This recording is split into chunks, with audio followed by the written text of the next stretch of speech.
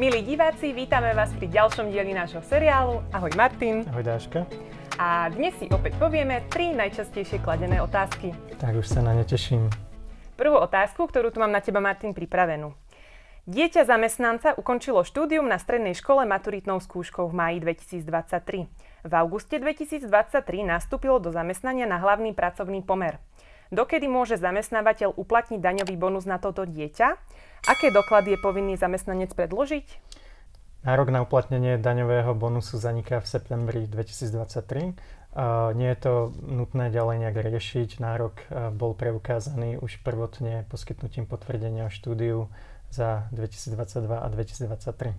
Druhá otázka. Zamestnanec predložil žiadosť o príspevok na rekreáciu, ku ktorej priložil faktúru. Na faktúre je uvedená vyššia suma, ako v skutočnosti zaplatil z dôvodu bonusových kreditov. Z akej sumy bude zamestnávateľ vychádzať pri výpočte sumy príspevku na rekreáciu?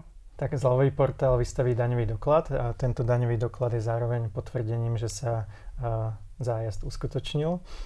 Tento doklad slúži aj na nárokovanie rekreačného príspevku. Je to vlastne vo výške 55% zo sumy, maximálne 275 eur a je to z toho, čo skutočne zamestnanec aj zaplatil.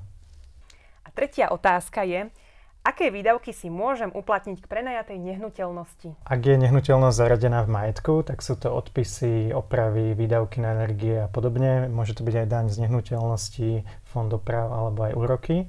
Ak nehnuteľnosť nie je zaradená, tak tam je to pomerne jednoduché. Sú to vlastne energie alebo nejaké náklady na riadnu prevádzku nehnuteľnosti. Super!